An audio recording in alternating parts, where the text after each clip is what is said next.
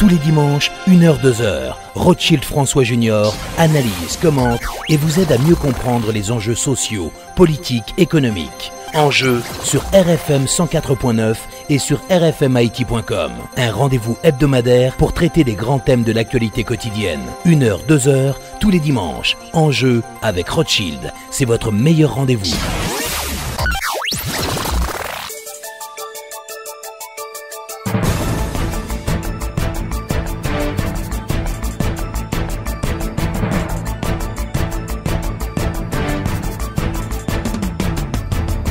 Mesdames et messieurs, bonsoir et bienvenue à l'émission Enjeux qui sera consacrée à la politique et à l'économie. Nos invités, Mme Myrlène Maniga, secrétaire générale du RDNP, qui s'exprimera sur l'impasse politique. Et puis notre deuxième invité, l'économiste Pierre-Marie Boisson, PDG de la Sogesol, qui répondra à nos questions sur le phénomène du de-risking, un phénomène qui met à mal le secteur bancaire au niveau de la région des Caraïbes notamment. Encore une fois, bonsoir et bienvenue à l'émission Enjeux.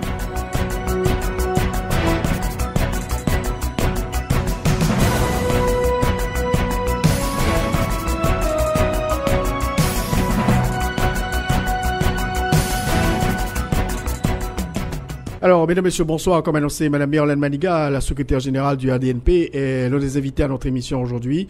On va parler de la situation, de l'ambiance générale dans laquelle évolue aujourd'hui le pays. Mme Maniga, bonsoir et bienvenue à l'émission Enjeux. Bonsoir, c'est un plaisir pour moi.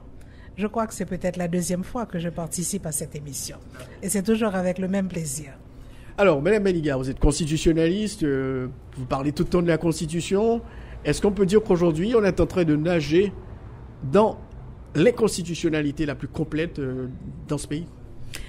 On est dans une situation étrange. D'abord, au point de vue formel, aucun Haïtien ne peut dire quelle est la Constitution qui est en vigueur. Celle de 87 amendée, mais promulguée par le président Préval, 87 amendée, publiée par le président Martelly, qui ne l'a pas promulguée.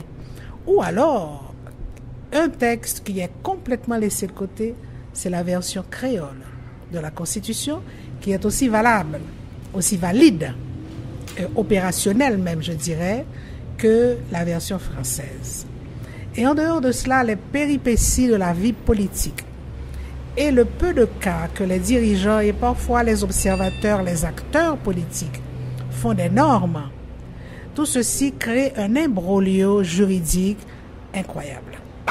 C'est pourquoi, parfois, les gens, pour trouver des solutions, ils se réfèrent à 87, à l'article 149 de la Constitution de 87, d'autres fois à l'article 149, mais amendé en 2011, de sorte qu'on est ballotté et on n'a pas de normes, on n'est pas dans l'état de droit, et je ne dirais pas que nous sommes dans une situation d'inconstitutionnalité, comme tu l'as dit, mais d'aconstitutionnalité. On n'est pas dans les normes constitutionnelles et ceci ouvre une perspective tout à fait dangereuse pour le pays parce que dans la mesure où les forces politiques s'affrontent, se réfugient derrière des normes, leurs normes ou le choix qu'ils font des normes, qu'elles soient constitutionnelles ou légales, eh bien, celui qui triomphe fera triompher son point de vue juridique, alors que ce n'est pas la norme juridique qui devait prévaloir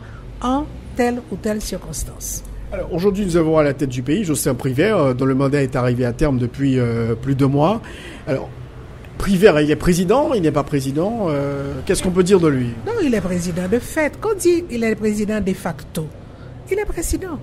Que ce soit légal, issu d'une élection ou issu d'une nomination, issu d'un coup de force, le problème est l'exercice du pouvoir exécutif.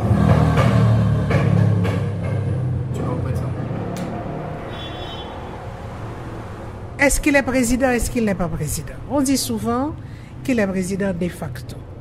Mais il s'agit de voir qui a l'exercice du pouvoir exécutif. Vous savez, que ce soit à l'issue d'une élection, d'une nomination, d'un coup de force, lorsque les militaires prennent le pouvoir, ils sont aussi de facto, mais ils exercent le pouvoir exécutif. Ils se prononcent au nom de l'État, ils signent des papiers, ils envoient des ambassadeurs, Ils sont même reconnus parfois par la communauté internationale si cela leur convient. Donc c'est une fausse querelle, de facto déjurée. Il n'est pas déjuré non plus car on s'est référé à un texte qui n'a pas de validité juridique. L'accord du 5 janvier n'a pas de validité. Le 5 février, n'a pas de validité juridique. Malgré les visas qui précèdent l'accord lui-même, des visas tirés de la Constitution, ce n'est pas un accord de nature constitutionnelle. Cela n'obéit à aucune norme constitutionnelle. Bon, mais on l'a choisi et tout le monde s'en est accommodé. Il se trouve que aussi bien cet accord qui est un accord politique que l'article 149 qui a servi pour faire élire le sénateur Privert comme président provisoire, les deux parlent de 120 jours. C'est une coïncidence. Et les 120 jours se sont écoulés. Mais il était évident depuis février qu'en 120 jours, le programme prévu, le chronogramme prévu dans cet accord ne serait pas respecté. C'était évident. Mais Privert le savait quand même, le président provisoire, il le savait. Absolument, il le savait. Il le savait, il l'acceptait parce que ça lui convenait. Et maintenant, il se trouve dans une situation dans laquelle il peut dire aux parlementaires, écoutez, il l'a dit tant de fois. Quand il a reçu les partis politiques, il l'a dit, écoutez-moi, si on me donne une prolongation, c'est très bien. Si on me dit que je dois partir, c'est très bien. Mais si on ne dit rien, je ne vais pas mettre la clé sous la porte. Et c'est ce qui arrive maintenant.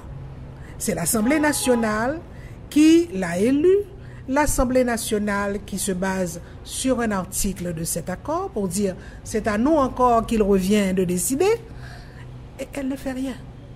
De sorte que Privert, je ne dis pas qu'il est confortable, je ne pense pas, on ne peut pas l'être dans une situation de ce genre, mais il peut s'en tenir à ce qu'il a dit.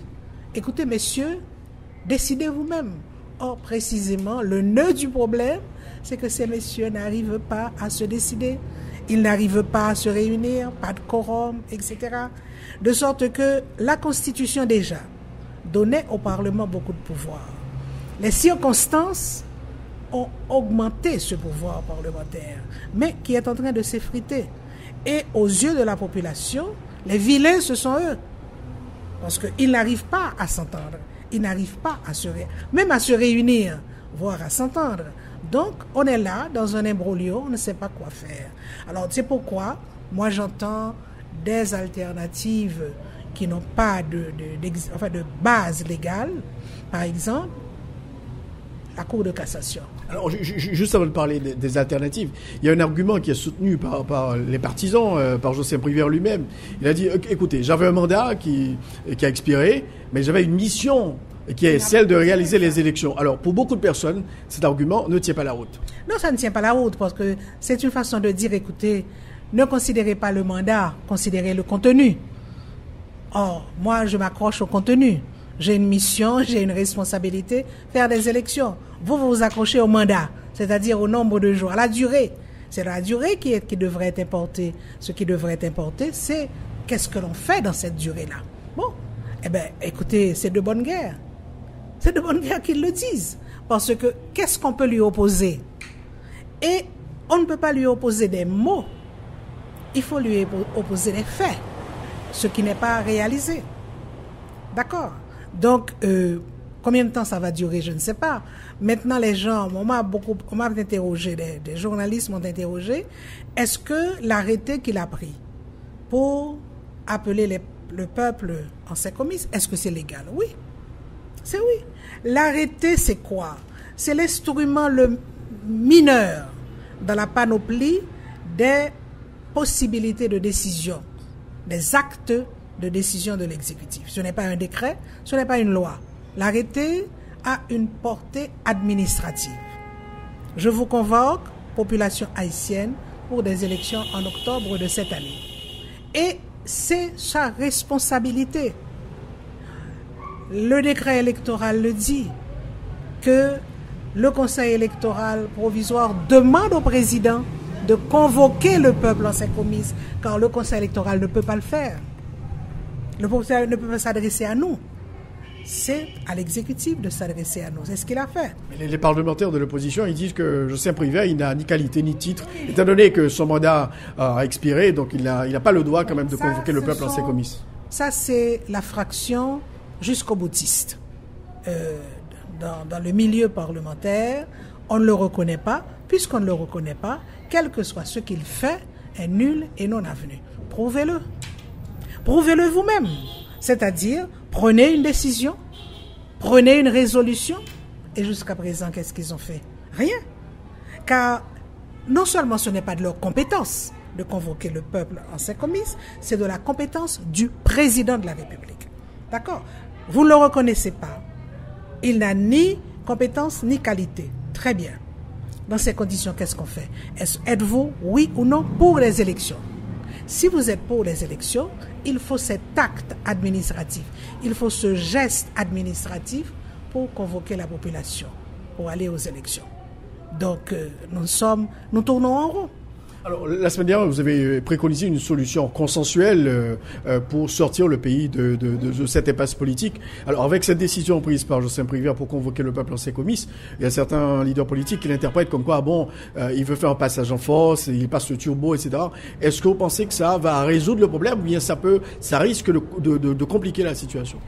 L'expression passage en force n'est pas de mise, à mon avis, quand ce n'est pas un coup de force. Depuis la semaine dernière, on en parlait. C'était un secret de polichinelle. Il allait prendre un acte exécutif pour montrer, écoutez, je suis là. Je suis encore là. Vous n'avez pas prolongé mon mandat. Vous ne l'avez pas restreint non plus. Eh bien, pendant ce temps, il y a un pays et il faut gouverner, il faut résoudre des problèmes. D'accord? Si il avait les moyens de le faire, il aurait pu peut-être entreprendre de grands chantiers de construction de routes. Il n'en a pas les moyens. Il ne peut pas le faire. D'accord? Ça aurait été aussi des actes exécutifs peut-être plus acceptables.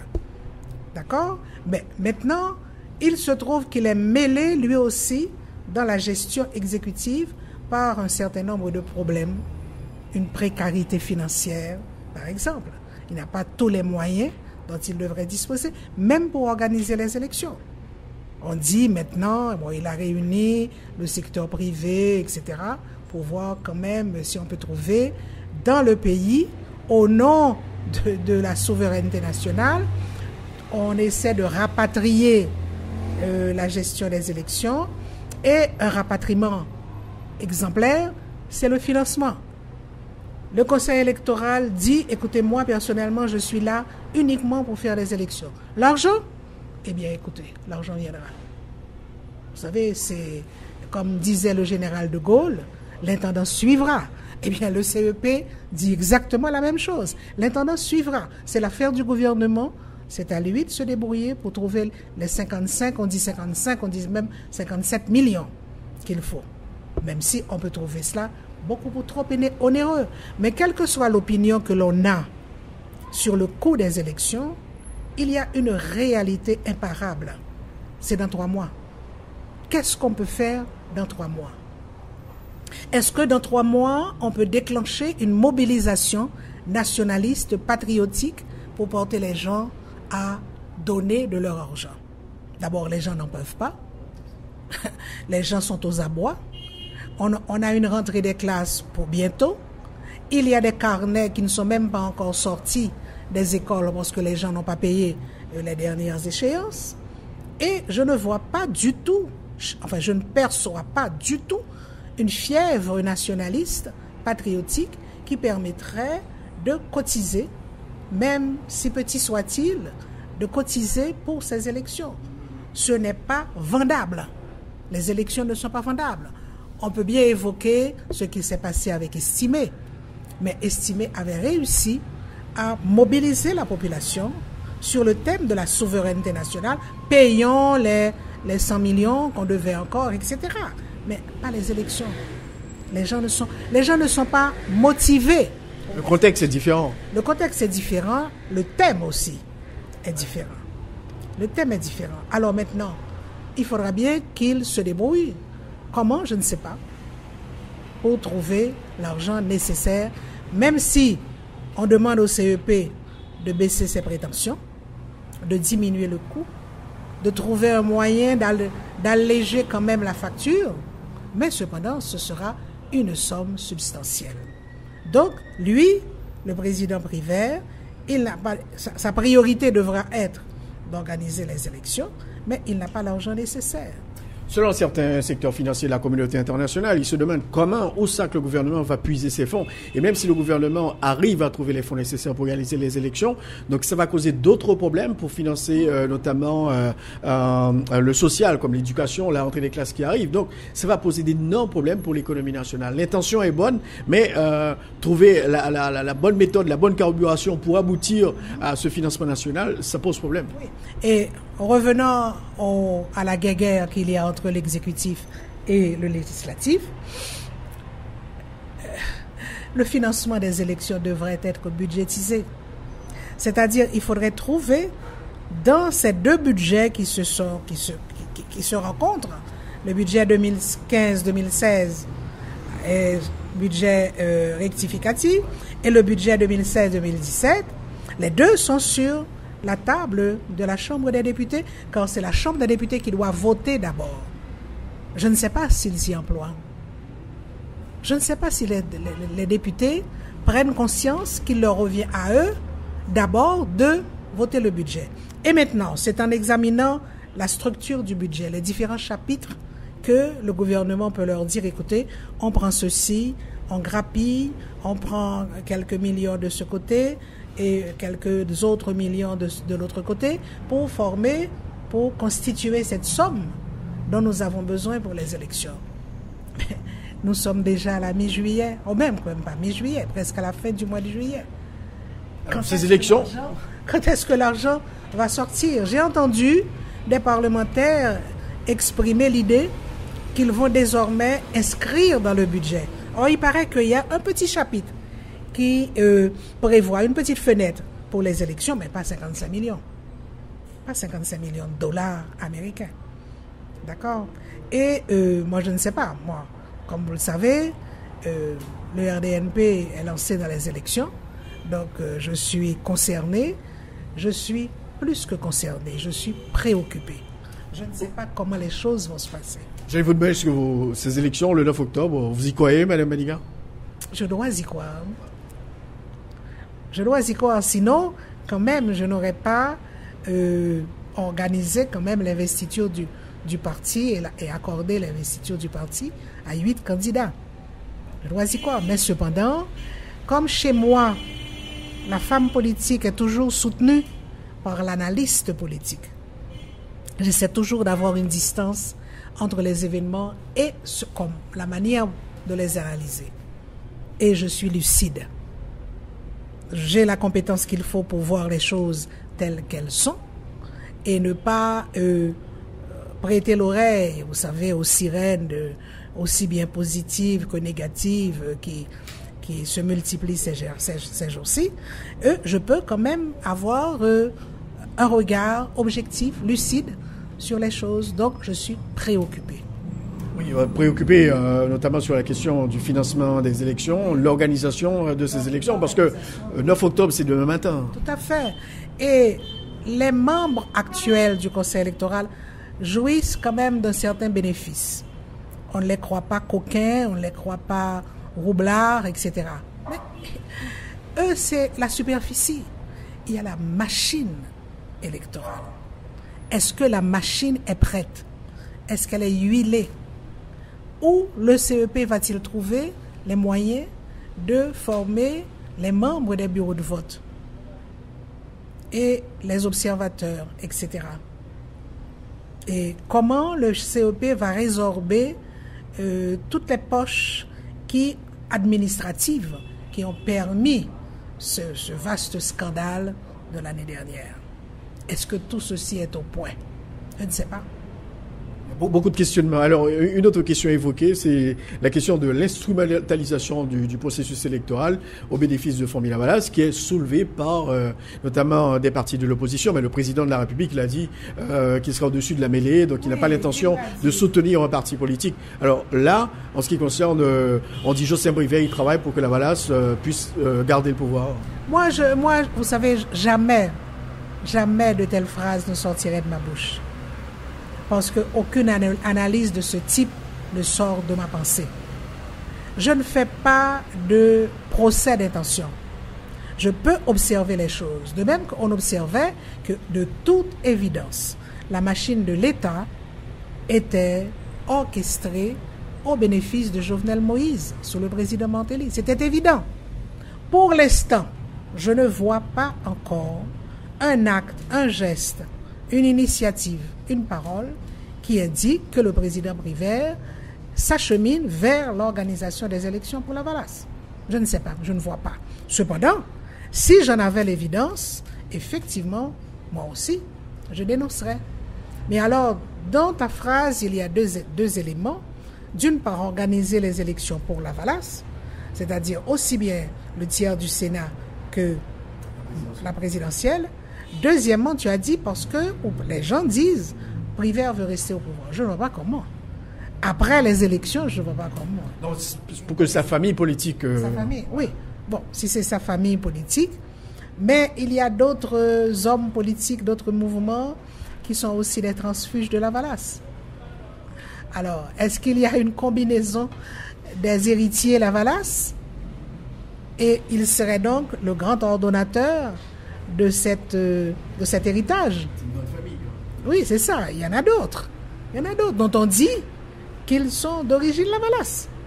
Vous voyez, mais être d'origine la Valace ne signifie pas que, étant donné un profil que l'on essaie de projeter maintenant, si on prend Petite Dessalines par exemple, qui essaie de projeter une image, même si il mord un petit peu dans l'électorat la Valace, même si lui-même il a été expulsé de famille la Valace, mais rien ne dit qu'il y a une connivence entre lui et le mouvement lui-même.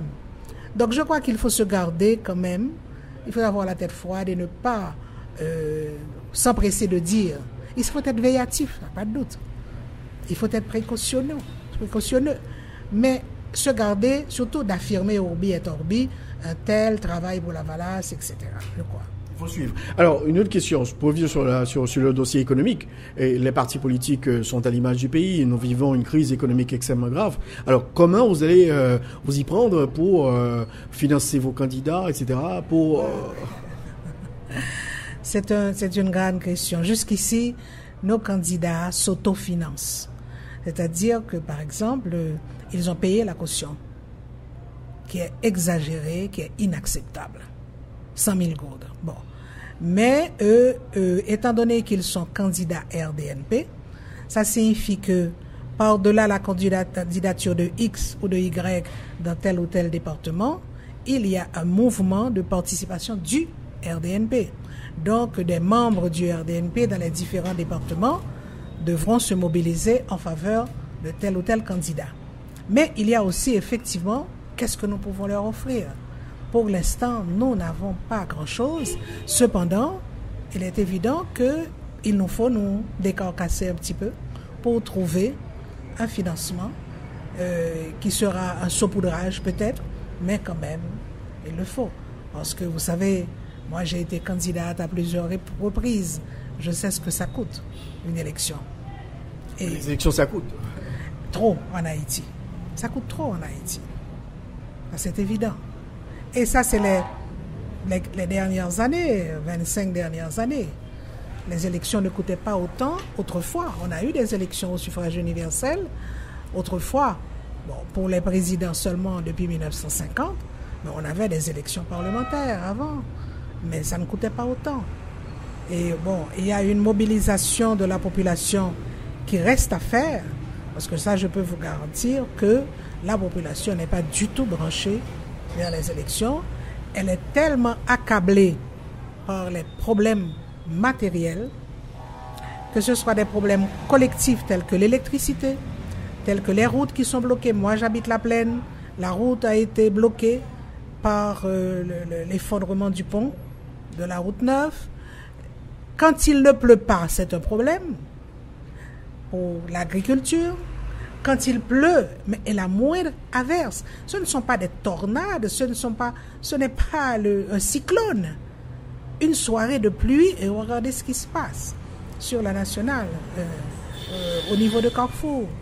Et moi, quand je parle aux gens de Carrefour, je leur dis toujours, vous êtes dans une situation exceptionnelle, vous donnez accès à 4 départements. Le reste du département de l'Ouest, la Grand'Anse, le Sud, le Sud-Est, enfin 5 départements. Et si Carrefour est bloqué, ce sont ces départements aussi qui sont bloqués. Donc les gens sont accablés. Donc il y a des problèmes collectifs et il y a des problèmes individuels. Le chômage. On n'a pas créé d'emploi depuis quelque temps en Haïti.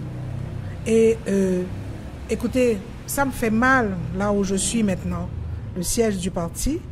Et il y a des jeunes qui viennent comme cela. Ils s'installent sous les arbres pour bavarder 10h, 11h du matin. Ce sont des jeunes.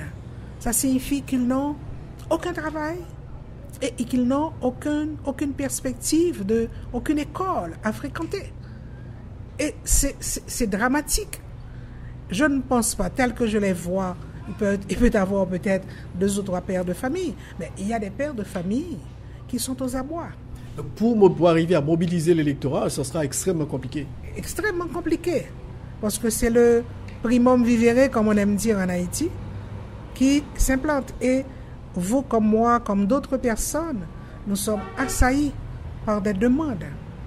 Et des gens à qui on ne prêterait pas une intention disons une situation de précarité. Mais la précarité, elle est générale. Elle est générale.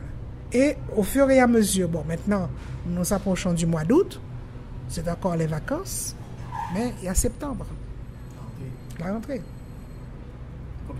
Alors, pour revenir sur la crise en elle-même, comment sortir de la crise aujourd'hui, Madame Maniga? Vous avez préconisé une solution consensuelle. Alors, Jospin Prévert, le président provisoire, il a convoqué le peuple en ses comices. Bon, il y a une avancée qui a été enregistrée au Sénat de la République, un bureau a été élu. Donc, tout le monde attend la séance de l'Assemblée nationale. Alors, comment sortir de cette crise en ce qui concerne la gouvernance du pays pour éliminer ce flou qu'on a aujourd'hui au plus haut sommet de l'État? Je crois qu'il y a encore la possibilité pour l'Assemblée nationale de se réunir. Car cet accord auquel les parlementaires s'accrochent, il y a le cas échéant. Ça, c'est une expression grammaticale qui entrera dans l'histoire. Le cas échéant, l'Assemblée nationale. Il y a peut-être une sortie, une percée. L'Assemblée nationale se réunit, une alternative.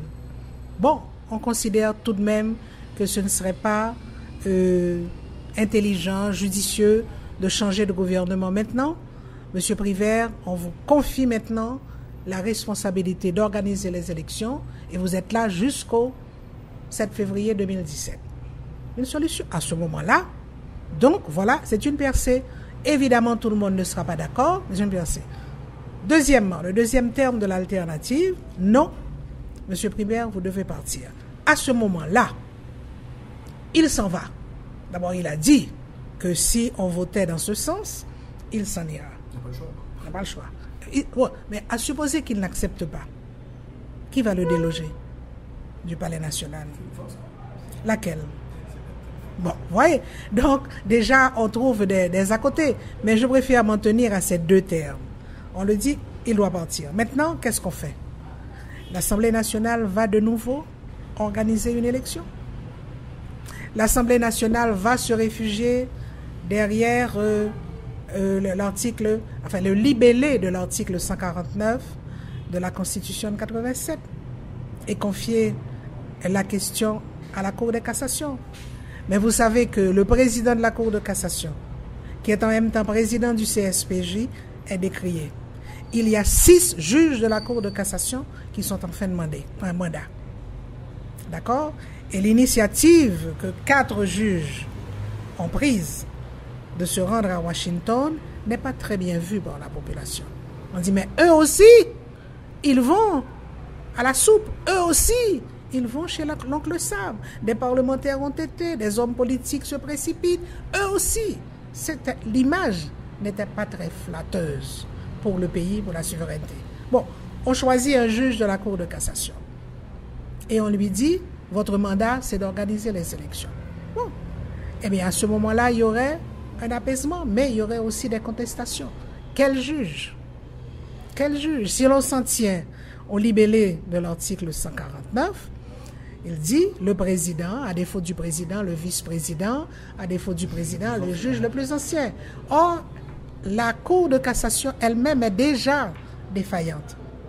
Et elle n'est pas encore amputée, mais il y a des juges qui sont en fin de mandat. Et il revenait au Sénat en attendant de travailler sur la tenue d'une Assemblée nationale. Le Sénat aurait pu s'occuper de renouveler le mandat de ces juges, des juges. Mais cependant, pourquoi ils ne l'ont pas fait? Parce qu'il leur serait difficile de s'entendre, parce qu'une fois qu'ils auraient... Il y a 6 mandats pas à renouveler ou bien à nommer, à combler, à raison de 3 postulants par siège à pourvoir, mais c'est le président de la République qui choisit. Donc s'ils ne le reconnaissent pas... Oui. Bon, alors il y a donc cela. Moi j'ai pensé effectivement, et je l'ai dit, et j'avais proposé si vous voulez, une durée beaucoup plus longue pour la transition, mais nous ne sommes plus dans ce cadre-là, c'est fini. Nous ne sommes plus dans le cadre de cherchons quelqu'un pour la transition de 200. Non, nous n'y sommes plus. J'ai pensé, effectivement, et je le dis, que si il y avait une sorte d'assemblée empirique formée par des représentants de l'exécutif, du Parlement, du troisième pouvoir qui est le pouvoir judiciaire quand même, et des partis politiques, société civile, etc. Il ne faudrait pas que ce soit un forum tapageur au cours duquel, comme par exemple la répétition de El Rancho. Non, il faudrait vraiment avoir un agenda bien précis et pour savoir ce qu'on fait. Et on ne sait jamais, pourrait sortir une formule nécessairement consensuelle qui permettrait de franchir ce cap.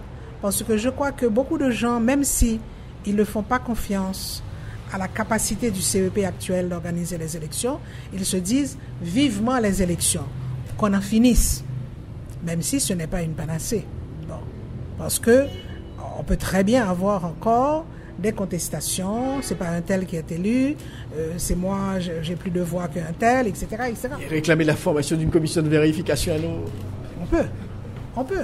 On peut retourner à la case départ, mais au moins tenter quelque chose. Mais moi, je fais l'appel aux parlementaires. Je suis très attaché, moi, au Parlement. Et d'abord parce que j'ai été parlementaire. Ensuite, parce que je l'ai étudié.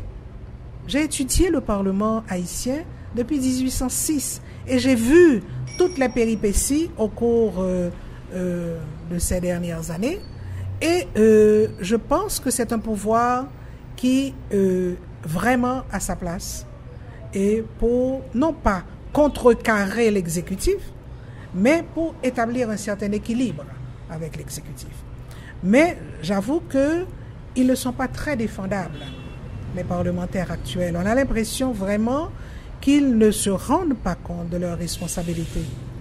Et en dehors de chercher à savoir, oui ou non, est-ce qu'on va avoir une Assemblée nationale, vous avez 2 institutions qui devaient fonctionner. Ils ont un travail à faire. Voter le budget, par exemple. Ils ont des projets de loi. Quel est leur agenda législatif? Le Sénat lui-même a donc comme travail particulier, prescrit par la Constitution, fournir les candidats pour combler les vacances à la Cour de cassation. Pourquoi ne pas le faire? Bon, évidemment, encore une fois, je l'ai dit, une fois qu'ils auraient réuni les 18 postulants, à raison de 3 par siège, à qui faudrait-il les envoyer quand c'est le président qui doit nommer? Donc selon vous, Mme Maniga, le Parlement doit trancher. Et puis une autre alternative aussi à certains parlementaires de l'opposition qui disent « Ok, Prévert, il s'en va, et Jean-Charles prend en charge les destinées du pays et organise les élections. » Non, parce que c'est une interprétation du premier paragraphe de l'article 149 amendé. Mais, écoutez, moi, je suis constitutionnaliste, c'est-à-dire que je travaille avec la Constitution, mais je suis aussi légaliste, ce qui est différent. Je dis ceci. Que dit cet article? En cas de vacances présidentielles, et on égrène 4 situations. Destitution, mort,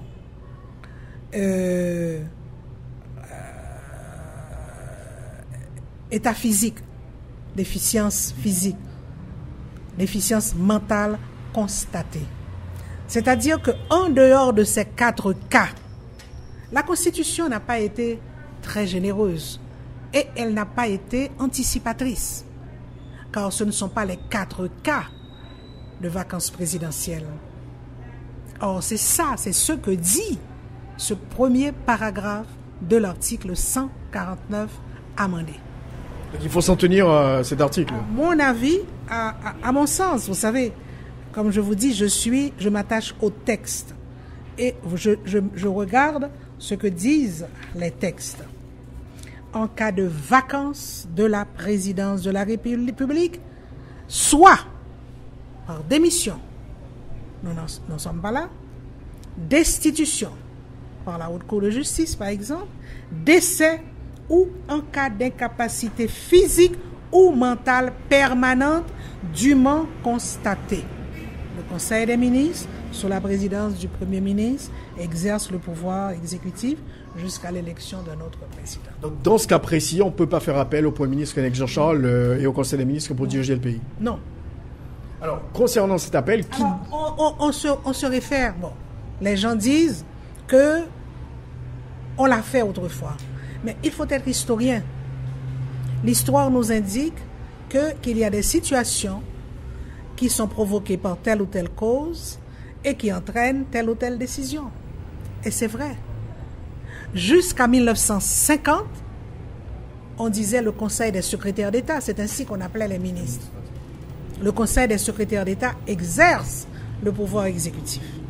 C'est à partir de 1950 qu'on est arrivé avec le président de la Cour de cassation. Mais ce que l'on pratiquait, ce que l'on faisait aisément, et le Conseil des secrétaires d'État a eu à faire face au cours de notre histoire à des situations dramatiques, comme par exemple la mort d'un président. Quand le président Florvil Hippolyte est mort, eh bien, le Conseil des secrétaires d'État a immédiatement convoqué l'Assemblée nationale pour élire un autre président. Quand le président Cincinnatus Lecomte a péri, le jour même, on a convoqué le Conseil des secrétaires d'État, a convoqué l'Assemblée nationale, parce que l'Assemblée nationale, c'est elle qui élisait les présidents. À partir de 1950, on s'écarte de ce schéma. D'abord, le président est élu au suffrage universel, et ensuite on dit, en cas de vacances, c'est la Cour de cassation. D'accord? Donc moi, personnellement, je ne serais pas du tout favorable. Alors, cet appel au dialogue, qui devrait convoquer cette assemblée qui serait effective selon vous? Jocelyn Privet Le plus tôt possible. Pourquoi pas Jocelyn Privet? Pourquoi pas? Il reçoit énormément, mais il reçoit séparément. Une fois, il a reçu l'ensemble des partis, ou presque tous les partis politiques. Mais ce n'était pas une assemblée de discussion. Tandis que là, nous sommes vraiment dans une situation extrêmement complexe, difficile et dangereuse. On n'avait pas la boule de cristal, mais si rien n'est fait, selon vous, à quoi peut-on s'attendre, Myrlane Maniga? À un effondrement. À un effondrement de l'ordre, entre guillemets, constitutionnel, l'effacement du Parlement, le départ du président Privet, et puis Privet, et puis quoi? Que faisons-nous? Moi, je pense que, et je crois quand même que cette peur, ces préoccupations font leur chemin, je ne sais pas, dans l'esprit des dirigeants, qu'ils soient exécutifs ou parlementaires, pour se rendre compte quand même que ça suffit, basta, il faut faire quelque chose. Quelle lecture faites-vous de la position de la communauté internationale? C'est le wait and see C'est le wait and see rageur, car elle n'a pas eu ce qu'elle voulait, et on nous le fait payer. Comme, par exemple, on m'a interrogé, qu'est-ce que vous pensez? Les Américains réclament qu'on leur on doit leur restituer 1 900 000. Qu'est-ce que vous en pensez? Je dis, bon, écoutez, s'il y a un état de compte établi, il faut quand même me dire d'où sort cette somme. S'il est prouvé effectivement que cette somme appartient aux États-Unis et qu'il faut la restituer, il faut que l'État haïtien restitue. D'accord? Mais d'un côté, vous dites, on ne va pas financer, et puis de l'autre côté, écoutez, on t'y crasé, on t'y cob. Alors que c'est vous qui avez géré cet argent. C'est le PNUD qui a géré. Alors, il faudrait quand même que l'État haïtien demande quand même un état de compte. Le PNUD a géré. Mais comment? Quelle rubrique? Quand? Comment? Sous quelle forme? Oui. Donc maintenant, réclamer, je pense que ça peut être... bon, ça fait mesquin. Ça fait mesquin. Que représente 1 900 000 $ pour les États-Unis? Mais c'est une façon presque de punir l'État haïtien, car ils n'ont pas apprécié de n'avoir pas pu imposer ce qu'ils voulaient, c'est-à-dire le deuxième tour. Il y a l'Union européenne aussi qui a la même attitude, pas d'argent pour les élections. Pas d'observateurs non plus pour les élections. Bon, eh bien, il faut que quand même que les Haïtiens se retroussent les manches et organisent. Cependant, je ne trouve pas encore beaucoup de sérieux dans le rapatriement de la souveraineté nationale à travers les élections. Il ne s'agit pas de le dire à la radio, ou alors on m'a dit que dans les milieux gouvernementaux, on a bu du champagne quand on a su que les Américains n'allaient pas financer, quand même. Je ne sais pas si c'est vrai. Je ne sais pas si c'est vrai. Mais cependant, c'est une personne qui a bu le champagne, qui me l'a dit. Il m'a dit vraiment, on s'est réjoui. Et on a encore, et le pauvre estimé, heureux mécompte, cette expression est de lui, heureux mécompte, les Américains ne financent pas. Bon, mais vous avez un problème sur les bras. Où est-ce que vous allez trouver l'argent pour financer? Alors, Mme Maniga, pour terminer, donc, chaque fois on dit dépassement de soi, appel au dialogue. Donc, selon vous, il est vraiment temps de le faire, de passer à l'action? Il est grand temps. Et moi, personnellement, autant de fois qu'il sera nécessaire, je ferai cet appel patriotique, comme citoyenne, à la conscience nationale. Tout le monde, l'exécutif comme les parlementaires, les membres de la Cour de cassation comme les membres des partis politiques, les candidats actuels à la présidence ou bien alors au Sénat. Essayons de faire cet effort de dépassement de soi. Et moi, je crois que, comme je l'ai dit, il y a cette alternative. L'Assemblée nationale se réunit et dit, on donne un déguis au président Prévert, ou bien alors on lui demande de quitter la place, ou alors une autre possibilité, c'est celle que j'ai évoquée, à savoir effectivement un chit-attendé général entre différents secteurs pour éviter quand même cet affrontement exécutif-législatif qui est perturbateur, qui est néfaste. Alors, merci beaucoup, Mme Maniga. Merci beaucoup à toi. Je suis contente que les activités reprennent. Et si c'est moi qui inaugure cette reprise, je suis particulièrement honorée.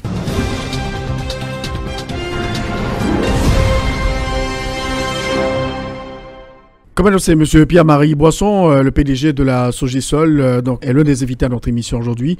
On va parler de ce phénomène qu'on constate à travers le monde, mais qui risque d'affecter les économies au niveau de la région caribéenne et l'Amérique latine, et même probablement Haïti, ce qu'on appelle le de-risking.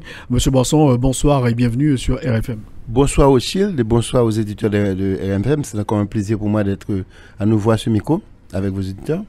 Alors, M. Boisson, aujourd'hui, c'est un peu la panique au niveau de la région des Caraïbes. On a vu récemment ce sommet entre les chefs de gouvernement des pays de la CARICOM qui ont beaucoup parlé de ce phénomène de de-risking qui affecte énormément les banques commerciales au niveau de ces pays. Parlez-nous un peu de ce phénomène. Merci, Rothschild. Je vais essayer d'être bref. C'est un phénomène qui découle des efforts qui sont faits depuis un certain nombre d'années par un groupe de pays qui ont formé le groupe d'action financière internationale pour lutter contre le blanchiment des avoirs illicites, qui peuvent provenir soit d'activités illicites comme le commerce de la drogue, qui peuvent provenir aussi d'activités de transfert illicite de fonds, détournement de fonds publics détournement de taxes, enfin tout ce qui est contre la loi dans ces pays-là. Donc, depuis lors, il y a eu un effort de mondialisation de ce phénomène, notamment le groupe d'action financière internationale a édité des normes et il a créé des chapitres régionaux pour l'application de ces normes-là et pour la surveillance du phénomène à la fois de blanchiment d'argent des avoirs illicites, également de lutter contre le financement du terrorisme qui est lié en général au problème de blanchiment. Donc dans ce cadre-là, les pays de la Caraïbe en particulier, étant naturellement pour certains d'entre eux impliqués ou non, enfin, dans le trafic de drogue et à risque de blanchiment d'argent, doivent respecter ces normes-là, dont Haïti, naturellement. Donc, il y a deux problèmes qui ont découlé de ça. Premièrement, une crainte des banques correspondantes de ces pays-là, placées dans les pays comme les États-Unis ou l'Europe. La crainte que si ces pays-là ne respectent pas ces normes, parce que les banques de ces pays-là font venir, acheminent des fonds illicites à ces banques-là, que ces banques se trouvent elles-mêmes frappées de pénalités. Donc la première conséquence de ça, c'est que les banques elles-mêmes sont devenues beaucoup plus vigilantes. Les banques correspondantes, donc, dépensent de l'argent, mettent en place des structures, et ces structures sont coûteuses. Donc le premier problème, la première conséquence, c'est que ça entraîne une augmentation des coûts du commerce international. Or, tu n'es pas sans savoir, utile, que ces petites économies de la Caraïbe-là sont en général très importatrices. Parce qu'étant des très petites économies, elles ont des capacités de production domestique beaucoup plus limitées qu'un pays comme les États-Unis ou la France ou autres qui sont de grosses économies, donc qui ont beaucoup plus, où le commerce international occupe une portion moins importante de leur PIB. Donc, vu l'importance du commerce international dans la consommation de ces pays-là, il est évident que la relation harmonieuse avec une banque correspondante qui permet de financer les transactions internationales à partir d'instruments scripturaux, donc qui n'implique pas qu'on transfère du cash pour payer une importation, on le fait à travers des banques. Donc la relation de correspondance d'une banque de pays importateur par rapport à une banque du pays exportateur est vitale pour permettre le financement normal de ces opérations-là. Donc ces banques non seulement augmentent les tarifs qu'ils chargent à ces pays-là, mais également dans certains cas, ils discriminent, c'est-à-dire qu'ils commencent à faire du choix, de dire, bon, telle banque présente beaucoup plus d'attrait pour moi parce qu'elle a un volume d'affaires plus important ou elle a moins de risques parce qu'elle se comporte mieux. Donc, ils commencent à choisir, à dire, bon, je fais affaire avec telle banque, je ne fais pas affaire avec telle banque. C'est une première conséquence. La deuxième conséquence, qui est plus reculée dans le temps, c'est que les pays, quand les pays importateurs, donc les pays de la Caraïbe notamment, ne s'alignent pas par rapport aux normes édictées par cet institut-là, donc par le GAFI et le GAFIC, eh bien, on a le risque que les banques carrément ferment les comptes. Et donc, commencent à mettre, vous avez un risque de mise en quarantaine, et que les banques des pays concernés se retrouvent sans correspondance. Ce n'est pas encore arrivé, ça peut arriver. Ça, c'est certainement arrivé dans d'autres pays, mais ce n'est pas encore arrivé en Haïti. Dans un cas pareil, vous avez des situations, des problèmes considérables, des contraintes, lesquelles contraintes concernent le commerce de biens, mais concernent également les transferts. Puisque quand un individu aux États-Unis transfère de l'argent en Haïti, il passe par les mêmes mécanismes scripturaux. C'est-à-dire que l'argent ne traverse pas l'océan pour venir être transféré au bénéficiaire. Le bénéficiaire, l'expéditeur dépose cet argent dans en général une petite unité qui peut être un petit commerce, 7-Eleven, un salon de coiffure, un market. Et ce market-là lui-même émet un signal électronique qui passe par un réseau de communication et instruit une banque en Haïti ou une compagnie de transfert de payer en cash le bénéficiaire à partir d'une identification qui se fait par les moyens d'identification classiques. Donc, ce mécanisme de transfert qui représente aujourd'hui la grande majorité des transferts de la diaspora haïtienne représente 25% du PIB haïtien et fait vivre plus de la moitié de la population directement. Donc, il est évident que nous, Haïti, nous n'avons absolument aucun intérêt à ce que ce mécanisme soit entravé. Donc, ayant dit ceci, les pays de la Caraïbe s'inquiètent, protestent, mais exagèrent un petit peu aussi.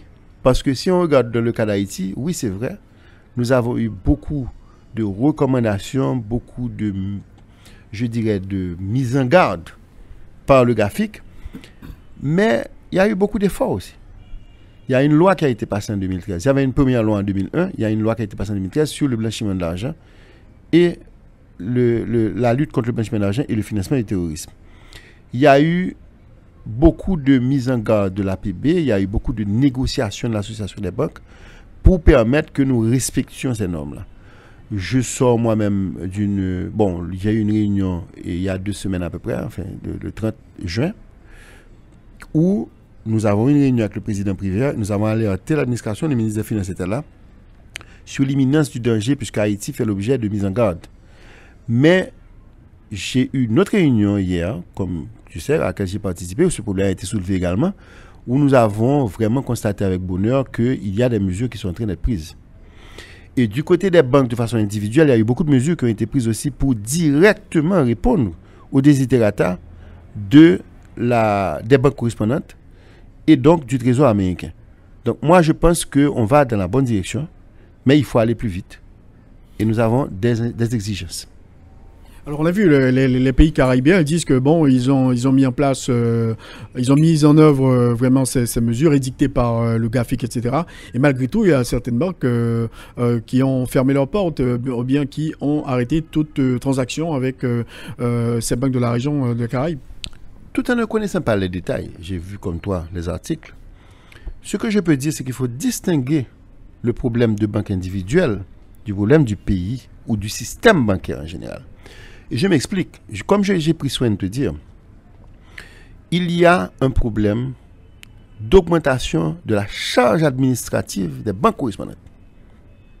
Donc, en dehors du fait que le pays soit compliant ou pas, les banques correspondantes sont en train de elles-mêmes d'être encore plus vigilantes et prudentes, mais pas seulement vigilantes et prudentes parce qu'elles sont à risque, mais parce que les coûts administratifs qu'elles engagent sont élevés. Donc, elles mesurent le volume d'affaires qu'elles font avec une banque en particulier. Et il se pourrait qu'il y ait des banques qui ne représentent pas pour elles une opportunité intéressante. Donc, il y a des risques pour les banques individuelles et probablement que les pays de la Caraïbe s'inquiètent de ça. Mais il faut faire attention. Tu peux avoir 1 ou 2 banques ou 3 banques qui sont ciblées, pas parce qu'elles sont des mauvais élèves, mais parce qu'elles sont peut-être trop petites et donc elles ne représentent pas l'attrait pour la banque correspondante, et la banque correspondante se voyant en train de dépenser de l'argent pour surveiller toutes les banques, ferme certains comptes parce que ces comptes ne sont pas rentables pour elle. Mais c'est un problème différent, mais qui est lié au blanchiment d'argent, mais qui n'est pas lié à un mauvais comportement ou à une menace sur le pays. Donc je voulais bien faire cette précision-là. Alors, donc, au cas d'adoption d'une telle décision, donc vous dites qu'il y a des efforts qui sont faits par Haïti, qui ont été faits et qui continuent à être mis en œuvre par Haïti, notamment des décisions qui sont prises pour parer à toute éventualité. Mais quels seraient les impacts d'une décision pareille sur l'économie nationale, Pierre-Marie Boisson? Les impacts vont être progressifs, parce que les mesures ne vont pas être soudaines. Et le premier impact que ça peut avoir, c'est l'augmentation des coûts de transaction, et qui est déjà le cas, mais qui peut être le cas progressivement plus important. Par exemple, si les banques estiment qu'Haïti se trouve dans une position un peu plus inquiétante qu'elle ne devrait, forcément, elles vont accroître leur propre coût administratif, accroître leur propre mécanisme de surveillance. Et aussi, il est de notoriété publique, enfin c'est la théorie de la finance et la pratique de la finance le veut, quand le risque augmente, il y a le coût du risque. Donc il va y avoir des provisions mises sur ces relations bancaires et forcément la tarification chargée par les correspondants va augmenter. Automatiquement que la tarification augmente, le client paiera plus cher pour avoir une lettre de crédit. Donc ça c'est un premier impact. Le deuxième impact, bon, c'est que il y aurait certaines banques qui auraient plus de problèmes que d'autres parce qu'elles sont plus petites ou ouais. Donc ça c'est un cas qui est possible.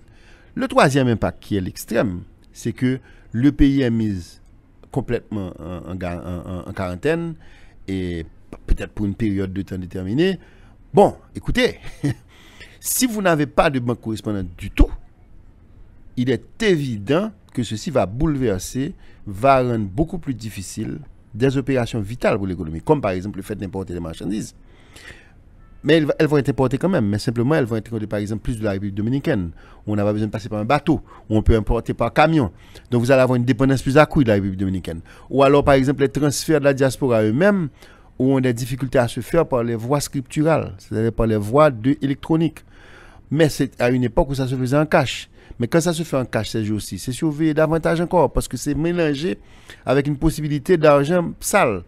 Donc, il va y avoir beaucoup plus de difficultés à faire l'opération courante. Donc, voilà le risque. Donc, au niveau des transferts, donc, ça risque de faire mal. Oui, ça risque de faire mal, mais je pense personnellement qu'on n'est pas encore là. Parce que une Haïti mise en quarantaine, c'est une Haïti aussi qui fait des efforts aujourd'hui pour se débrouiller, pour se développer dans toutes les contraintes qu'on connaît. Et c'est connu que les États-Unis d'Amérique regarderaient Haïti arriver en quarantaine et ne pas pouvoir permettre aux expéditeurs de transfert d'envoyer d'argent en Haïti de façon harmonieuse. Nous parlons de 2 milliards de dollars, nous parlons de 2 millions de personnes. Nous parlons, en fait, non, pas de 2 millions de personnes, 1 million, allons dire. 1 million de transferts à peu près. Et les dimensions d'un phénomène pareil, je pense que les États-Unis l'ont prouvé d'ailleurs. Les États-Unis sont un partenaire très, très attentif et qui va essayer de menacer, de donner beaucoup d'assistance technique à Haïti. Et je ne m'attends pas à ce que ceci arrive. Mais quand même, il faut être prudent. Il faut être extrêmement prudent. Et c'est pour ça qu'on menace. C'est-à-dire qu'il est clair et net que nous, en tant que banquiers privés, en tant qu'économistes, nous avons mis la sonnette là, mais nous avons dit que, écoutez, c'est un phénomène qu'il faut prendre avec beaucoup de sérieux, parce que si nous ne faisons rien, ça va arriver. Mais je ne pense pas que nous ne fassions rien. Je pense que nous allons passer vite. Mais je pense qu'il y a une prise de conscience au plus haut niveau de l'État et que ça va se résoudre. Mais au niveau du Parlement, est-ce qu'il y a des lois en souffrance Il y a certainement des lois à prendre, il y a certainement des dispositions de loi. Par exemple, il y a des dispositions d'amendement au Code de commerce. Il y aura d'autres dispositions de loi à prendre, je ne les ai pas toutes en tête. Mais là, je dirais que la majorité aujourd'hui des mesures qui à prendre peuvent être prises au niveau administratif, n'impliquent pas le Parlement. Mais il y a des mesures qui impliquent le Parlement aussi. Mais si déjà on montre qu'on avance, parce que quand même on a une situation d'exception au point de vue politique, je pense que tout le monde comprendra que c'est plus difficile aujourd'hui de passer des lois et qu'il faut attendre quand même peut-être d'avoir une situation plus normale. Mais si ceci étant dit, ça ne dédouane pas notre Parlement, qui est en poste aujourd'hui, de l'obligation de se réunir et de prendre des lois. Mais ce que je dis, c'est que si déjà l'État central fait son devoir, ça va rassurer beaucoup de gens. Donc une banque haïtienne sans une banque correspondante, ça c'est inimaginable. C'est presque inimaginable, et bien que ce soit, tout est possible, hein. Mais moi je dirais qu'il y a une chose en particulier qui m'a inquiété, et même si je ne dis pas cela pour vilipender personne, mais il y a une obligation pour le Parlement aujourd'hui, pour le gouvernement, c'est de rapporter le décret, mais le plus vite que possible, qui crée la zone, comment on appelle cette zone-là, enfin, le centre La Gonave. Ça, c'est une des premières choses à faire. Parce que c'est une menace immédiate pour n'importe quel pays de la Caraïbe. Aujourd'hui, les pays de la Caraïbe sont accusés d'avoir des centres financiers offshore qui ont facilité du blanchiment d'argent, notamment fiscal. Il ne faut pas faire un centre financier aujourd'hui en Haïti. Il ne faut pas faire un centre offshore. Il faut éviter ça à tout prix. Parce que ça, c'est une chose qui inquiète. Et c'est ridicule d'avoir ça, de créer ça à un moment où nous sommes sur la sellette. Où la Caraïbe est sur la sellette. Moi, je lance un appel. Et je l'ai fait.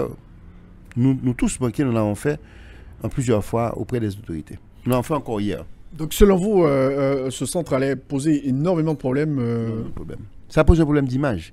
Ça pose un problème de doute sur notre volonté à nous aligner par rapport aux normes du graphique. Parce que c'est une des choses qui inquiète aujourd'hui. Ce sont les centres offshore. Parce que les centres offshore sont accusés de servir de conduit pour le blanchiment d'argent. Donc Pierre-Marie Boisson, vous dit qu'on va pas assez vite, donc il faut vraiment accélérer le processus pour qu'on se mette à l'abri, quoi. Absolument. C'est exactement ce que je dis. Je dis qu'aujourd'hui, Haïti, plus que jamais, doit montrer une image de rigueur et de respect des normes internationales. Parce que nous ne pouvons pas fonctionner en indépendance par rapport au reste du monde. Nous sommes une petite économie ouverte qui vit d'importation et qui vit d'importation pas seulement parce qu'on ne produit pas, mais parce qu'on est petit. Il faut faire très attention. Même si on exportait 3 fois plus aujourd'hui, si on exportait 3 fois plus, c'est-à-dire on passait 2 milliards à 3 milliards, on aurait 2 milliards en plus d'importation. Il y aurait 2 milliards de dollars en plus à transiter entre Haïti et l'extérieur. Donc on a toujours, comme petite économie, un commerce international important par rapport à nos PIB. Ceci est une réalité incontournable.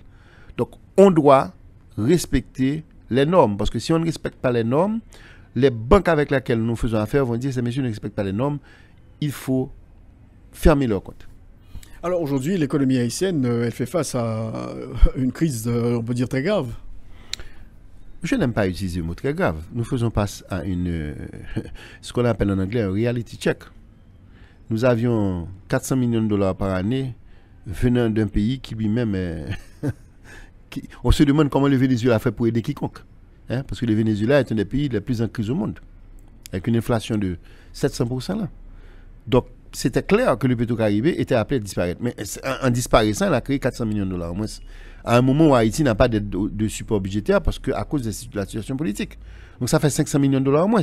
Et à un moment où les fonds des ONG se tarissent, parce que ces fonds étaient plus élevés qu'ils ne devraient être à cause du séisme. Donc, tout ça fait que Haïti a eu un ralentissement économique considérable par le fait du ralentissement de flux de devises. Heureusement, on n'a eu plus d'exportation. On a quand même des exportations en hausse, on a quand même des exportations de services, un tourisme qui a bénéficié quand même des efforts de l'administration précédente, il faut le dire. Et Madame la ministre du Tourisme, et je pense que son successeur certainement comprendra ça, est quelqu'un qu'on doit créditer d'efforts méritoires. Donc on a eu une augmentation considérable des entrées touristiques en Haïti. Et donc ceci entraîne, encore une fois, qu'on a plus de devises venant des sources naturelles qui ont contrebalancé. Et aussi, on a eu les transferts de la diaspora en hausse chaque année, de l'ordre de 10-12%. Donc, on a quand même pu contrebalancer la baisse des flux externes, et provenant de l'aide externe et de l'aide de Petro-Caraïbe en particulier. On a pu la contrebalancer, mais on a quand même une baisse, mais moindre que celle qu'elle aurait été. Donc, ce n'est pas une chose dramatique, mais c'est quand même un ralentissement qui ralentit l'économie. Parce qu'une bonne partie de l'économie haïtienne, en fait, 50%, plus de 50% de l'économie haïtienne, près de 60%, c'est le secteur des services, dominé par le secteur commercial. Mais quand même, il y a un ralentissement sérieux de l'économie, parce que tout le monde se plaint de cette situation. Mais c'est normal. Vous avez un ralentissement des flux de devises entrés en Haïti. Mais les flux de devises alimentent la consommation. Et alimentent donc les opérations de commerce, qui représente aujourd'hui 1,5 fois l'agriculture. Le secteur commercial à lui seul, le poste PIB qui s'appelle commerce, restaurant, hôtel, représente 1,5 fois la taille de l'agriculture. Et dans l'emploi, représente une forte portion de l'emploi en Haïti. Donc, quand ce secteur-là a moins de devises pour importer, forcément, il ralentit, et donc ça entraîne un ralentissement économique, automatiquement. Et la crise politique n'aide pas. La crise politique n'aide pas à 2 égards, parce que premièrement, une partie des flux de devises vient de l'externe, qui est bloqué aujourd'hui. Deuxièmement, écoutez, nous n'aurions jamais dû nous baser sur le Petro-Caraïbe pour avoir notre croissance. Nous devons avoir de l'investissement privé. Et pour avoir de l'investissement privé, il faut avoir une situation politique stable. Et on n'a pas. Donc là, en tant que membre du secteur privé, donc il est impérieux à ce qu'on sorte de cette impasse politique. Il est impérieux qu'on sorte de cette impasse politique. Et je profite pour dire que, quelles que soient les opinions politiques des uns et des autres, ces élections sont absolument incontournables. Il faut les faire avancer. Et là, il y a le problème du financement des élections qui se pose. Le président provisoire de la République, dont le mandat est arrivé à terme depuis plus de 2 mois, Joseph Prévert, donc il parle, on va financer les élections avec, à travers des fonds nationaux. Et c'est jouable selon vous, Pierre-Marie Boisson? Absolument, c'est jouable. C'est jouable parce que premièrement, il y a les ressources budgétaires pour ça. Et il s'agit maintenant que ce budget soit approuvé. Bon, il y a des mécanismes pour l'approuver. Bon, je ne vais pas entrer là-dedans. Je pense que j'ai bon espoir que tout le monde aura conscience qu'il faut avoir un budget. Mais le budget a prévu les élections. Donc ce budget-là prévoit les élections. Et le budget de l'année en cours prévoit aussi un budget pour les élections. Donc ce qui nous a été dit au palais, c'est que il n'y a pas de problème. Maintenant, comme il y a un certain nombre de voix dans la société qui, par solidarité avec le principe même d'avoir un retour à un rapatriement du processus électoral au niveau national, ce qui est une bonne chose, il y a des citoyens, il y a des institutions qui ont volontairement décidé de contribuer aux élections. Donc, la principale raison de notre présence au palais était d'aider à canaliser ces ressources-là vers le CEP. Et ceci, je pense que c'est une question technique qui est en train d'être étudiée actuellement sur le plan technique. Mais pour moi, c'est pas, contrairement à ce qui pourrait être posé, c'est pas un problème. On n'a pas appelé les institutions privées au palais pour leur demander de l'argent. Ça, au départ, le président nous a dit, c'est pas l'objet de la réunion. Il y a l'argent pour faire les élections. Il y a simplement un besoin. Il y a même une idée qui a germé dans cette réunion, enfin qui nous a été annoncée, pas qui a germé. Et c'est qu'on envisage même de créer, s'il y a des surplus, parce qu'il y aura des surplus, un fonds électoral. Parce que vous savez qu'il y a des investissements à faire. Si par exemple Haïti veut, et ça doit se faire au fur et à mesure, rentrer dans un processus d'élection électronique, le vote électronique, ça se fait par palier, il y aura des investissements à faire dans l'actif fixe. Donc il y aura des machines à acheter. Donc, ce n'est pas seulement pour financer des salaires ou des bulletins qu'on a de l'argent. Le fonds, le CEP devrait avoir des provisions pour investir au fur et à mesure et moderniser son processus électoral. Donc c'est de ça qu'on a parlé hier. Dans certains milieux, on se demande où le gouvernement va-t-il puiser ces fonds, alors que, on se le rappelle, le président avait dit que les caisses de l'État sont vides, il n'y a pas d'argent, etc. Quand le président a dit que les caisses étaient vides, c'est une image. Ce qu'il a dit, c'est que le budget a été largement entamé. Donc il y a très peu d'argent dans le budget pour financer les dépenses de l'État. Donc on n'a pas de moyens budgétaires de faire face. Donc on est obligé d'avoir l'austérité. Mais il a utilisé le terme « les caisses sont vides », qui moi comme technicien, je l'ai dit publiquement, m'a choqué puisque les caisses c'est quoi? C'est les comptes de banque. C'est comme une famille. Or nos comptes de banque sont publics. Ils ne sont pas vides. Au contraire, le pays a un niveau très élevé de réserve internationale. Les réserves brutes de ce pays représentent près de la moitié des importations. Ça représente 1,7 milliard. Donc les caisses ne sont pas vides. Et on a les moyens de financer ces élections à partir du budget sans problème. Le budget de la République est un budget de 2 milliards de dollars américains. Bon, à peu près. Il y a des arbitrages à faire dans un budget. Il y a des priorités à dégager. Ce n'est pas difficile de réallouer des postes budgétaires, premièrement, à l'intérieur d'un budget de 2 milliards. Ça, c'est une première réalité. Deuxième réalité, c'est qu'un budget se finance par des ressources fiscales et des ressources d'emprunt. Il est possible de contracter des emprunts. L'État avait des arriérés à payer, par exemple, il y a 2 ans. Il a contracté un emprunt domestique qui a été financé par les banques et qui a payé des arriérés.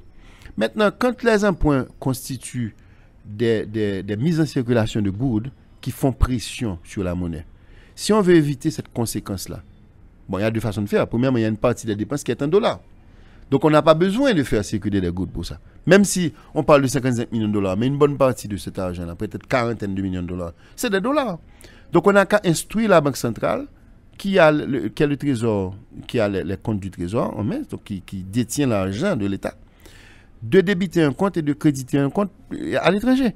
Et ceci se fait sans avoir une opération de création monétaire. Hein? Parce que c'est des dollars. Et d'ailleurs, l'État dépense des dollars pour toutes sortes de raisons.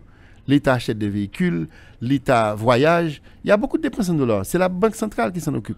Donc ceci n'est pas nécessairement pénalisant pour la monnaie.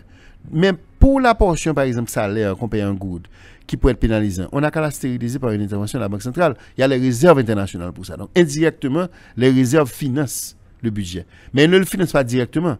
Le budget se finance à travers un mécanisme de voies et moyens. Et les voies et moyens comprennent des emprunts et parfois des emprunts domestiques. Alors vous avez évoqué la Banque centrale, mais vous savez quand même que le FMI suit tout ça quand même, nous a à l'œil. Le FMI nous a à l'œil, mais écoutez, si vous regardez tous les budgets précédents, le FMI au contraire a prôné le financement domestique à travers les émissions de bons du Trésor. Donc si l'État se finance par des bons du Trésor, et que ces bons du trésor sont achetés en partie par des banques, ce qui a été le cas, il n'y a pas de problème. Parce que ça se fait à travers un budget qui est un mécanisme légal qui fait intervenir le Parlement et que le FMI n'a aucun problème que l'État ici fasse des emprunts obligataires. Il n'y a pas de problème avec ça. Tous les pays du monde font des emprunts obligataires. Les États-Unis font un emprunt obligataire. Donc, ce n'est pas grave. Maintenant, ce que le FMI combat, c'est le financement monétaire. Mais le financement monétaire lui-même n'est pas interdit. Il y a des conséquences de ce financement. Et ces conséquences doivent être gérées par la Banque centrale pour éviter des désordres monétaires. Donc là, pour vous, on peut trouver ces fonds, donc il n'y a pas de panique. Il n'y a pas de panique. Il n'y a pas de panique. Je pense qu'il n'y a pas de panique et je l'ai dit plusieurs fois publiquement. Et selon vous, cette décision ne va-t-elle pas impacter sur d'autres secteurs, notamment le social, etc. Parce que c'est ce que craignent beaucoup, de gens de la communauté internationale. Ok, vous pouvez trouver les fonds, mais vous allez faire des ponctions sur les programmes sociaux, etc. Mais la communauté internationale elle-même ne finance pas le social aujourd'hui. Donc, je comprends très bien la cohérence. C'est-à-dire qu'aujourd'hui, nous avons une situation que tout le monde reconnaît qu'est une situation mauvaise pour l'économie. Comment sortir de cette situation? Il faut faire des élections. Et c'est la première chose. M. Mertin est rentré là. Il a dit, lui, il est pour les élections. Donc, tout le monde est d'accord. Mais si on est d'accord qu'il faut faire des élections, il faut bien que quelqu'un les finance. Maintenant, M. Mertin dit, les États-Unis ne financent pas, mais les États-Unis appuient. Bah, c'est très bien. Bon, donc si vous appuyez et que vous ne financez pas, il faut que quelqu'un d'autre finance.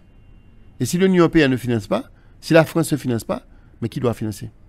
C'est bien l'État ici. Et pour moi, il est important pour l'État, pas pour cette élection seulement, mais pour les élections à venir, de financer les élections. Que ce soit des ressources domestiques qui financent les élections. Moi, je suis pour qu'on rapatrie ce problème. Parce qu'il y a une connotation que quand le blanc finance, ça veut dire que les élections sont meilleures. Mais ce n'est pas normal. D'ailleurs, les élections ne sont pas meilleures. D'ailleurs, elles coûtent plus cher. Moi, je pense que Haïti doit réaliser que si nous priorisons la gouvernance publique, il nous faut financer nos élections. Maintenant, il faut les faire bien. Il faut avoir des observateurs, il faut avoir des processus d'audit, il faut avoir une technicité dans les élections qui lutte contre les actes de corruption. Et je pense que ce qui est en train de se faire, honnêtement, par exemple, le problème, par exemple, des mandataires. Mais les Blancs ont financé les élections où il y a eu 924 de mandataires. Ce n'est pas normal. Donc, ce n'est pas un problème de financement. Il y a un problème de moralité et de discipline, de rigueur dans les élections. Il y a des gens qui souhaitent notamment la création de fonds, etc., une grande mobilisation citoyenne pour dégager ces fonds dans le cadre du financement des élections. Mais on sait quand même, on a eu pas mal de problèmes de corruption, de gabegie en ce qui concerne la création de fonds. On devrait faire attention, selon vous. Écoutez, moi je suis un financier. Les élections sont récurrentes. On ne finance pas les élections récurrentes avec des levées de fonds. On les finance à partir de ressources récurrentes. Il faut que l'État haïtien mette les élections et leur totalité comme une des priorités du budget national. Oui, on peut avoir une élan de solidarité ponctuelle, mais écoutez, le premier élan de solidarité, c'est que les gens paient leurs taxes. Hein. C'est la première chose qu'il faut demander au secteur privé.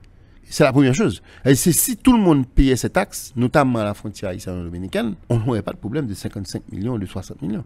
On aurait beaucoup plus d'argent pour financer l'école primaire, par exemple, qui est une obligation sociale. La première obligation sociale, c'est d'éduquer les enfants qui ont entre 6 et 12 ans. Ceci coûte près de 3 milliards de dollars américains. Excusez-moi, près de 300 millions de dollars américains. C'est-à-dire que ça coûte, pour moi, on devrait avoir au moins 4% du PIB pour financer l'éducation. Et une bonne partie de cet argent devrait financer l'école fondamentale. Parce que c'est comme ça qu'on développe un pays. Il faut financer, il faut aider à la santé. Mais pour ça, on ne peut pas continuer à avoir ce désordre qu'on a à la frontière. Voilà les priorités nationales. Mais les priorités doivent passer également par un appareil de gouvernance publique qui est compétitif. Et ça se passe à travers des élections. Donc il faut que les élections soient une priorité, plus importante que d'autres priorités, je ne veux pas citer. Mais il y a un problème d'arbitrage parce que si on priorise la gouvernance publique, pourquoi demander chaque année, chaque 2 ans, à des étrangers de nous financer quelque chose qui est récurrent, pour lequel on doit, c'est comme le payroll. Merci Pierre-Marie Boisson d'avoir été l'un des invités à notre émission aujourd'hui. Donc pour vous, c'est possible, on peut financer les élections, mais il faut vraiment, comme vous dites, créer un compte pour les élections, parce que les élections nous arrivent chaque 2 ans. Un poste budgétaire. Et je suis tout à fait heureux d'avoir pu répondre à tes questions, Rothschild. Ce n'est que partie remise. Je serai toujours à disposition des auditeurs de RFM pour discuter des problèmes nationaux. Merci beaucoup. Bonne journée. Merci, Rothschild. C'est donc la fin de l'émission Enjeu. Merci de l'avoir suivi. Une émission qui a été consacrée sur les thèmes de l'économie et de la politique avec Mme Myrlande Maniga et l'économiste Pierre-Marie Boisson. La reprise de cette émission est à 9h sur RFM 104.9, rfmhaiti.com et aussi sur TuneIn Radio. Bonsoir à tous et à toutes. Au revoir. Tous les dimanches, 1h-2h, Rothschild François Junior analyse, commente et vous aide à mieux comprendre les enjeux sociaux, politiques, économiques. Enjeux sur RFM 104.9 et sur rfmhaiti.com. Un rendez-vous hebdomadaire pour traiter des grands thèmes de l'actualité quotidienne. 1h-2h, tous les dimanches. Enjeux avec Rothschild. C'est votre meilleur rendez-vous.